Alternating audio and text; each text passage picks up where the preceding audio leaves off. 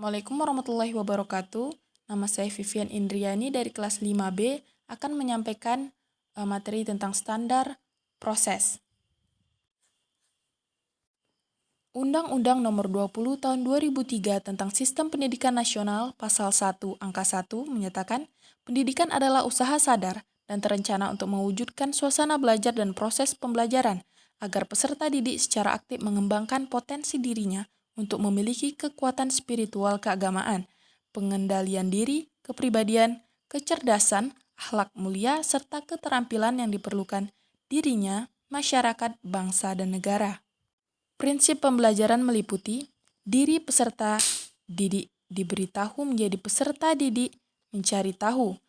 Dari peserta didik mencari tahu menjadi pembelajaran berbasis konten, dari pendekatan tekstual menuju proses sebagai penguatan penggunaan pendekatan ilmiah, dari pembelajaran berbasis konten menuju pembelajaran berbasis kompetensi, dan pembelajaran parsial menuju pembelajaran terpadu, dari pembelajaran yang menekankan jawaban tunggal menuju pembelajaran dengan jawaban yang kebenarannya multidimensi, dari pembelajaran verbalisme menuju keterampilan aplikatif, peningkatan dan kesinambungan antara keterampilan fisik hard skill dan keterampilan mental soft skill, pembelajaran yang mengutamakan kebudayaan dan pembudayaan, serta didik sebagai pembelajaran sepanjang hayat.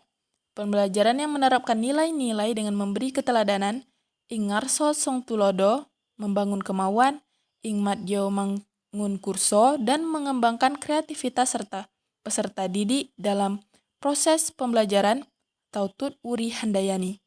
Pembelajaran yang berlangsung di rumah, di sekolah, dan di masyarakat, dan pembelajaran yang menerapkan prinsip bahwa siapa saja adalah guru, siapa saja adalah peserta didik, dan di mana saja adalah kelas. Pemanfaatan teknologi informasi dan komunikasi untuk meningkatkan efisiensi dan efektivitas pembelajaran, pengakuan atau perbedaan individual dan latar belakang budaya peserta didik. Kemudian karakteristik pembelajarannya dibagi dua, yaitu standar kompetensi lulusan memberikan kerangka konseptual tentang sasaran pembelajaran yang harus dicapai, dan standar isi memberikan kerangka konseptual tentang kegiatan belajar dan pembelajaran yang diturunkan dari tingkat kompetensi dan ruang lingkup materi. Kemudian sasaran pembelajarannya ialah ranah sikap yang memiliki rumus, menerima, menjalankan, menghargai, menghayati, dan mengamalkan. Kemudian pengetahuan yang memiliki rumus, mengikat, memahami, menganalisis, mengevaluasi, dan mencipta. Lalu terakhir keterampilan yang memiliki rumus, mengamati, menanya, mencoba, menalar, menyaji, dan mencipta. Kemudian desain pembelajaran yang terdapat dua, yaitu silabus dan RPP atau rencana pelaksanaan pembelajaran. Silabus terdiri dari identitas mata pelajaran, identitas sekolah, kompetensi inti, kompetensi dasar, tema, materi pokok, pembelajaran, penilaian, alokasi waktu, dan sumber belajar. Sedangkan RPP terdiri dari identitas sekolah, identitas mata pelajaran, materi pokok, alokasi waktu, tujuan pembelajaran, kompetensi dasar, dan indikator pencapaian kompetensi.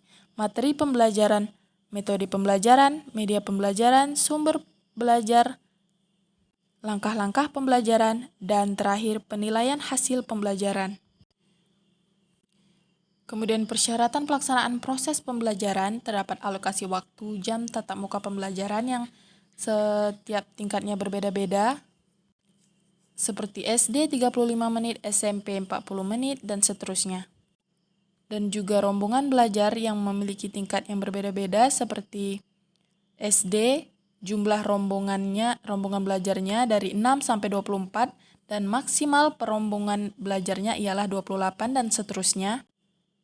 Kemudian buku teks pelajaran, dan yang keempat pengelolaan kelas dan laboratorium.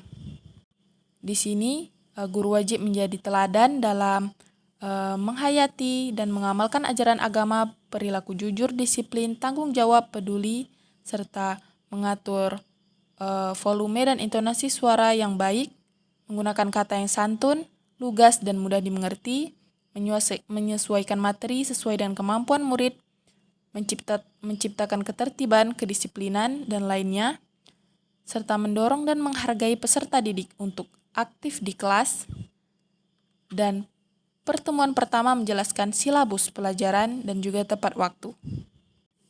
Lalu pelaksanaan pembelajarannya meliputi 3 kegiatan pendahuluan, kegiatan inti, dan kegiatan penutup. Kegiatan pendahuluan meliputi guru wajib menyiapkan peserta didik secara psikis, memberi motivasi belajar, mengajukan pertanyaan-pertanyaan, menjelaskan tujuan pembelajaran, menyampaikan cakupan materi sesuai silabus. Kemudian kegiatan inti mencakup sikap, pengetahuan, dan keterampilan.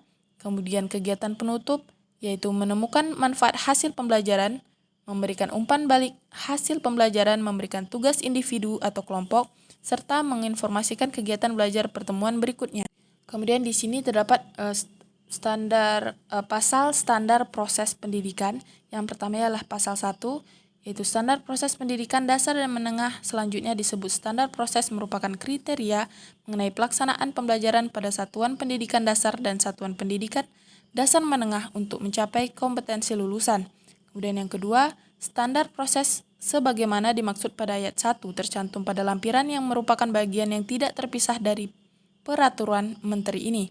Kemudian pasal 2, pada saat peraturan menteri ini mulai berlaku, peraturan menteri Pendidikan Nasional nomor 65 tahun 2013 tentang standar proses untuk satuan pendidikan dasar dan menengah dicabut dan dinyatakan tidak berlaku.